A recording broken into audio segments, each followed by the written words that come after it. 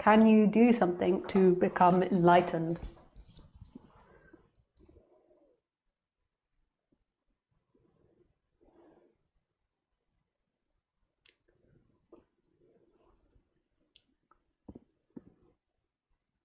No.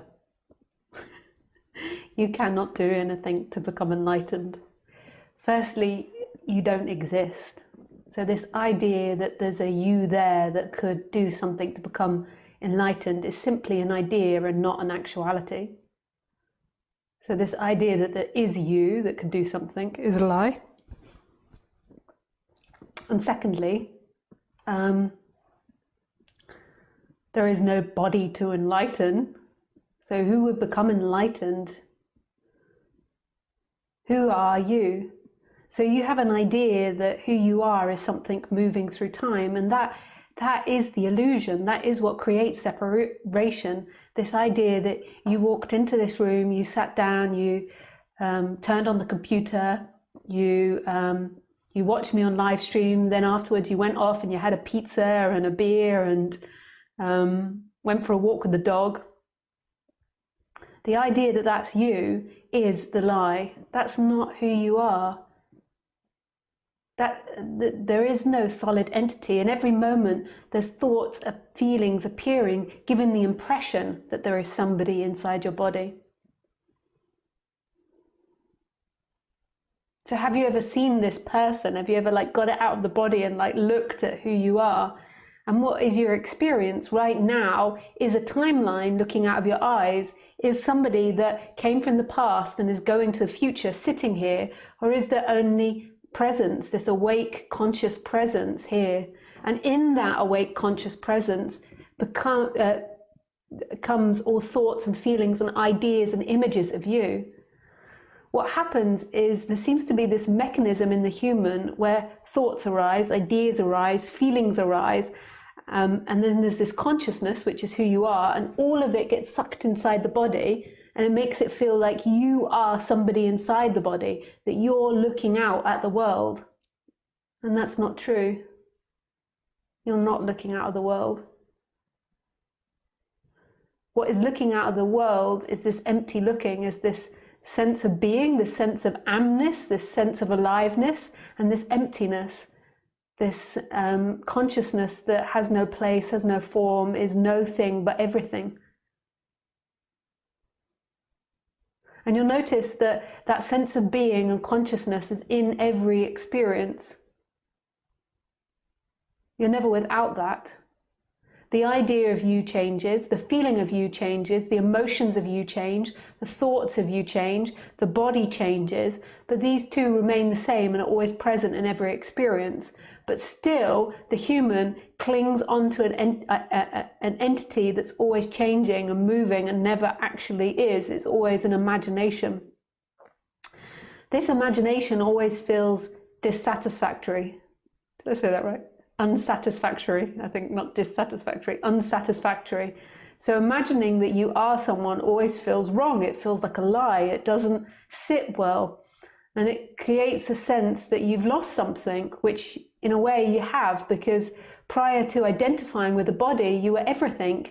You were this emptiness that's experiencing itself, this innocence. And then when you identify with the body and thoughts and feelings and ideas, there's this sense that there's something wrong. The sense there's something not quite right. So what happens in that mechanism is it looks in the only place it can in time for its salvation. So it looks in the past, it looks in the future for something that can make it feel better. And then it begins to get obsessed with this pleasure, pain, polarities of the human. So the human has this system that encourages us to move towards pleasure and away from pain, and then this seeker, this person, this illusion that feels like there's something not quite right here, begins to lock on to pleasure and believe that, well, what the problem is that I don't have enough pleasure, I don't have enough happiness, I don't have enough joy, I don't have enough money, I don't have enough freedom, I don't have enough lovers, I don't have enough sex, whatever it is. And I need to get more of that in the future. And if I got more of that in the future, if I got all those things, or I got like 10% or 20% of those things, then I would be happy and I wouldn't feel uncomfortable. I would feel comfortable again. And this is what all humans are doing. Everybody is chasing this idea of salvation in the future. When I was studying playwriting, they always used to say that the fundamental story is the Jesus story, this idea of the Savior. This is the fundamental story in humanity.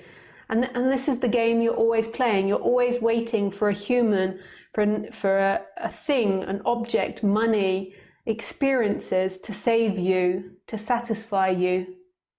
And it's never coming. In fact, that belief in the game, that perpetuation of the game, increases the game, makes you feel even more like you haven't got it, because you keep looking, keep not getting it. So what it does is it speeds up and it gets more and more. When you were younger and the game started, the game was quite exciting or fun, but as you got older, it got more heavy and uncomfortable. So how could this person become enlightened when this person doesn't actually inherently exist? Who would become enlightened? How can that person get to consciousness when the person is always coming and going in consciousness, and consciousness and presence is what's fundamentally here?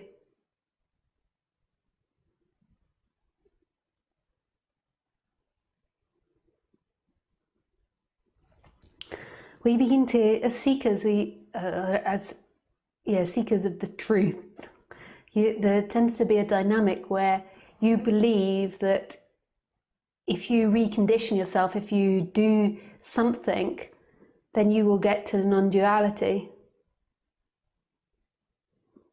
That if you start challenging your behaviors, if you do the chakra breathing, if you work on the personal self, if you go to special gurus with really strong energy, if you go on retreats, that you'll get to non-duality, that you can make it to non-duality. But who? It's impossible. You can't get to non-duality. You are non-duality. That which looks out of your eyes now is non-duality. This presence, there's always presence. You can't get out of it. You can try and run as much as you like I'm gonna get away from consciousness. And you're always in consciousness. There's always consciousness. There cannot be a leaving of it. There cannot be a removal from it. You are that. And what comes and goes is this daydream, this illusion of you. And then you think that you can work on the body to release that illusion. I think that if you're really, really full of self, if there's a lot of suffering and difficult emotions and difficult ideas in the system, then it's more than likely harder to hear non-duality, because there's so many clouds in the way. But it's not anybody that hears non-duality. Like, you're not going to release your karma about your friends or your father or your relationship to women or your relationship to money or to God or to society and get to non-duality. You're not going to have that emotional discharge and suddenly get rid of all emotions and arrive in some bliss.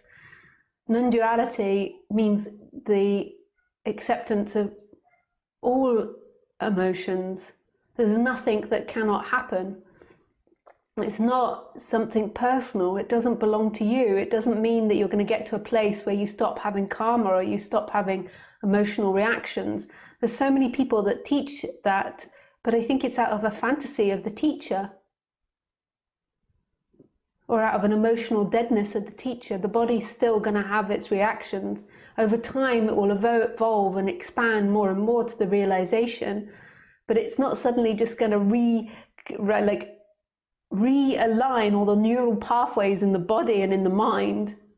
Like, we think of ourselves as somebody, so it's like we're going to get enlightened and we're going to stop being angry, but actually the anger and the disharmony with your work colleagues is neural pathways and energies inside the body that aren't just going to shift like that.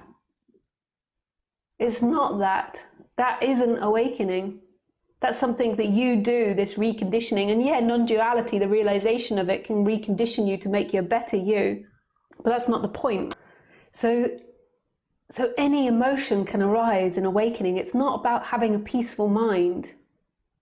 It's not about having peaceful reactions or not arguing with your partner anymore, or having the perfect children, or the perfect life. It's not about that. Or stress not arising because of bills. It's not that. Believing it's that will perpetuate the seeker, because you're always looking, what you're actually looking for is a perfect you and a perfect life, and that is seeking. It's this idea that one day you're going to arrive. It's not that. What is here now? What never leaves? What's not separate from everything? And this isn't an intellectual realization. There can be intellectual realizations, and there can be all these like different awakenings and shifts that happen, but it's not an intellectual awakening, and it's an energetic shift from being a person to being consciousness, or the experiencer, which is everything. You could say everything experiencing itself, whichever you like. Not a consciousness that's removed from all things, a consciousness that is all things, and it's an energetic shift. And it happens because it happens. It's unknowable.